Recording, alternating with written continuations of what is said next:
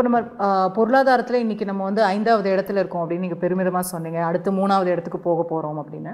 But இன்னொரு பக்கம் பார்க்கும்போது இந்தியாவில் நம்ம வீடுகளில் செய்யக்கூடிய சேமிப்பு, ஹவுஸ் ஹோல்ட் சேவிங்ஸ் அப்படிங்கிறது வரலாற்றிலேயே இன்றைக்கி தான் ரொம்ப குறைவாக இருக்குது. 5% தான் இருக்குது அப்படிங்கிற மாதிரியான தகவல் வருது. அப்போது ஒரு காமன் மேனுக்கு கையே கடிக்குது, அவனால் சேமிக்க முடியலை அப்படின்னாலே எனக்கு வரவு மிஞ்சின செலவாகுது, விலைவாசி ஏறி போச்சு, எனக்கு கஷ்டங்கிறது தானே பொருளாகுது. இல்லை, நீங்கள் ஒரு பக்கத்தை தான் சொல்கிறீங்க. நார்மலாக அதுதான் சரியான ஒரு ஒரு அனாலிசிஸ். அதனால் நீங்கள் முடிவும் அப்படி எடுக்கலாம். ஆமாம், கையை கடிக்குது, அதனால் அவங்க சேமிக்க முடியாமல் இருக்காங்க. நான் ஒரு கேள்வி கேட்குறேன். இன்றைக்கி ரீட்டெயில் இன்வெஸ்டர் சின்ன சின்ன அமௌண்ட் 1000 ரூபா, 5000 ரூபா, 2000 ரூபாய்க்கு ஸ்டாக் மார்க்கெட்டில் பங்கேற்கிறாங்க. அவங்க நம்பர் ரீட்டெயில் நம்பர் நான் சொல்கிறேன். மியூச்சுவல் ஃபண்ட்ஸ் மூலமாகவும் போகிறாங்க, தனியாக டிமேட் அக்கௌண்ட் ஓப்பன் பண்ணிவிட்டு அதன் மூலமாகவும் இன்வெஸ்ட் பண்ணுறாங்க. இவங்க யாருங்க? இன்றைக்கி போஸ்ட் ஆஃபீஸில் போய் சேவிங்ஸ் அக்கௌண்ட் ஓப்பன் பண்ணாமல், இல்லை பப்ளிக் செக்டர் பேங்க்கில் சின்ன சின்ன கரண்ட் அக்கௌண்ட்டோ சேவிங்ஸ் அக்கௌண்ட்டோ வச்சுக்காமல் இருக்கிறவங்க சிறு சேமிப்பில் பங்கேற்காமல் வீட்டில் உட்காந்துருக்காங்க அப்படின்னு சொல்கிறதுக்கு இல்லை. இன்றைக்கி அவங்களுக்கு வேறு ஒரு அவென்யூ கிடைக்குது. இந்த 3% 4% இன்ட்ரெஸ்ட்டில் போடுறதுக்கு பதிலாக அங்கே போயிட்டோம்னா நம்மளுக்கு 12-15% கிடைக்குதே அப்படின்னுட்டு இன்றைக்கி நிறையா பேர் ரீட்டெயில் இன்வெஸ்ட்மெண்ட்ஸ் போகுது.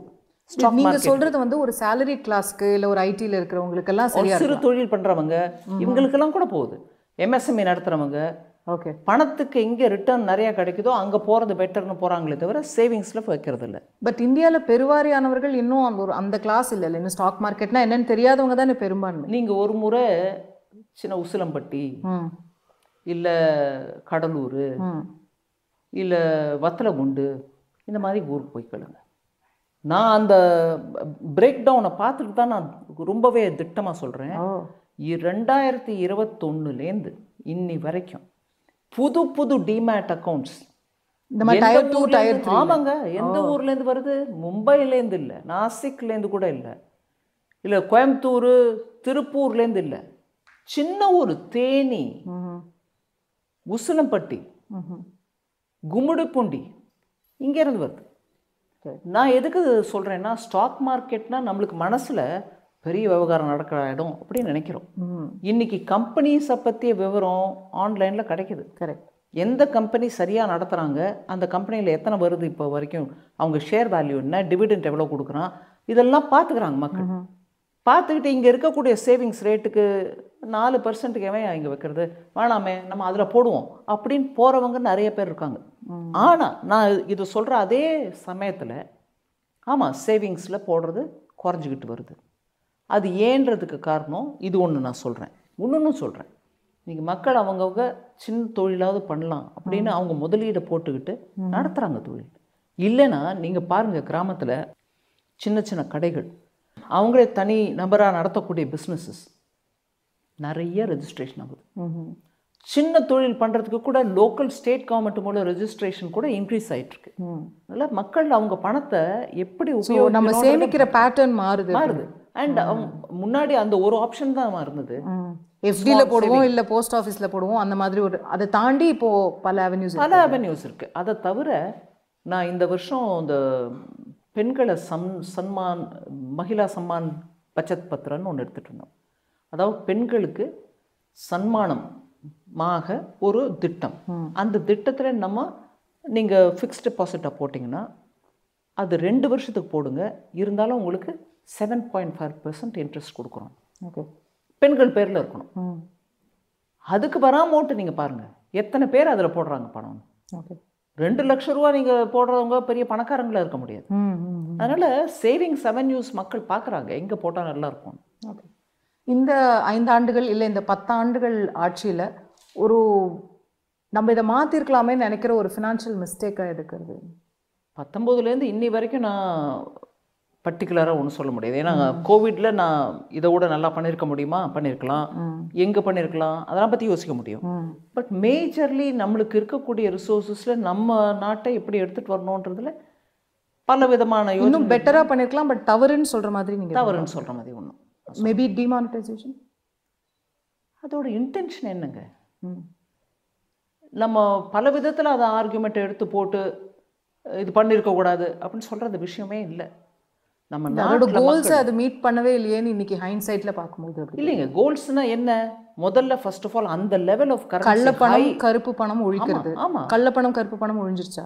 ஒழிஞ்சிருச்சான்னா எந்த அளவுக்கு ஒழிக்கணுமோ அதை பண்ணிட்டு தான் இருந்தோம். அப்போலேருந்து இப்போ வரைக்கும் என்னெல்லாம் மாறுதல் நடந்திருக்குன்னு பாருங்கள். அது ஒன்று மாத்திரம் இல்லை, அதை தவிர ஒன்று எத்தனைலாம் ஸ்டெப் எடுத்திருக்கோன்னு பாருங்கள். அப்படி பார்த்துட்டு இருக்கும்போது டெஃபினட்டாக இன்னைக்கு கரன்சி மேலே இருக்கிற அந்த reliance, dependence, that you will stock that money inside, you will not allow it to be in circulation. அதை நான் பதுக்கியாவது வைப்பேனே தவிர புழக்கத்தில் போட மாட்டேன் அப்படிங்கிற அந்த எண்ணத்தோட அந்த கரன்சியை வச்சுருந்தவங்க நம்பிக்கை இன்னைக்கு கரன்சி மேலே இல்லை. இல்லை, இன்னைக்கு கூட ஐடியோட இடியோட ரேட்ஸ் பார்க்குறோமே மேடம், அப்படியே கட்டுக்கட்டா கேஷ், ரூம் ஃபுல்லாக கேஷ். பெரிய டினாமினேஷன் இல்லையேம்மா. நீங்கள் அதே 500 ரூபாய் வைக்கிறீங்களோ, 10 ரூபாய் வைக்கிறீங்க, 100 ரூபாய் வைக்கிறீங்களோ, அதை வைக்கிறீங்க. அது அதை இல்லை, நான் சொல்கிறது இப்போ நீங்களே இப்போ ஒரு எதிர்க்கட்சி காங்கிரஸில் ஒரு தலைவர் மேலேயோ ரெய்டு போகும்போது பிஜேபி அதை சொல்கிறாங்க, பாருங்க இவங்க எவ்வளோ வீட்டில் கேஷ் பதுக்கி வச்சிருக்காங்க. So that is still happening. Yes, but when it happens with your 1000 rupee note, அதோட டிஃபரன்ஸ் பாருங்க. What is the total volume you have to keep. இப்போ நீங்க அதே 100 ரூபா நோட்டா நீங்க அதுவும் தப்பு தான், இதுவும் தப்பு தான். ஆனா அதோட value, total value will be for lesser. அதுக்கு சொல்ல வந்த விஷயம் அதுதான். சட்ட ரீதியாக ஒரு லெவல் ஆஃப் கரன்சி, ஒரு டினாமினேஷனை நம்ம இனிமே அது செல்லுபடியாகாதுன்னு சொல்றது ஒரு முறை. என்ஃபோர்ஸ்மெண்ட் ஏஜென்சி மூலமாக கண்டுபிடிக்கிறது இன்னொரு முறை. அதை தான் நான் எடுத்து சொன்னேன் பார்லிமெண்ட்லேயும். கள்ளப்பழத்தை ஒழிக்கணும்னா உங்கள் காலத்தில் நீங்கள் எடுத்த ஆக்ஷன் என்ன? எத்தனை பேர் வீட்டில் போய் நீங்கள் கன்ஃபிஸ்கேட் பண்ணீங்க? எத்தனை பேரோட சொத்தை நீங்கள் பறிச்சுட்டு வந்து அது யாருக்கு நியாயமாக போய் சேரணுமோ அதை போக வச்சிங்க? அந்த ரீதியில் நீ பாருங்க, சிபிஐயா இருக்கட்டும், இடியா இருக்கட்டும், ஒரு விதமான செயல்பாடும் இல்லை யூபிஏ காலத்தில். ஏன்னா அந்த கருப்பு பணம் புழக்கத்தில் இருந்தால் நம்மளுக்கும் வருது கிக் பேக்கு. எங்களுக்கு அந்த கிக் பேக் வேண்டாம். எவ்வளோக்கு எவ்வளோ எடுப்போமோ எடுத்துக்கிட்டு தான் இருப்போம். நீங்களும் அதை பண்ணியிருக்கலாமா இந்த காலத்தில்? பண்ணலை. தட் இஸ் வை ஐ சே இன்டென்ஷனையும் பாருங்கள். இன்னைக்கு உடனே எல்லாரோட மனசு மாறிடுச்சு, இனிமேல் கருப்பு பணமே யாரும் வச்சுக்க போகிறதில்லன்னு நான் கேரண்டி கொடுக்க முடியாது. வச்சிருக்கிறவங்க வச்சுருப்பாங்க, நாங்கள் அதை போய் கேட்கவும் கேட்போம். பட் அந்த டைமில், யூபிஐ டைமில் ஒரு ஆக்ஷன் எடுக்கப்படவில்லை. அதனால இன்னைக்கு இடி ஆக்டிவாக இருக்கேன்னா சுதந்திரமாக இருக்காங்க, ஆக்டிவாக இருக்காங்க. உங்கள் காலத்தில் நீங்கள் கட்டி பிடிச்சி வச்சுருந்தீங்க, போகாதீங்க, அதெல்லாம் எங்களுக்கு வேணும் அந்த பணம்.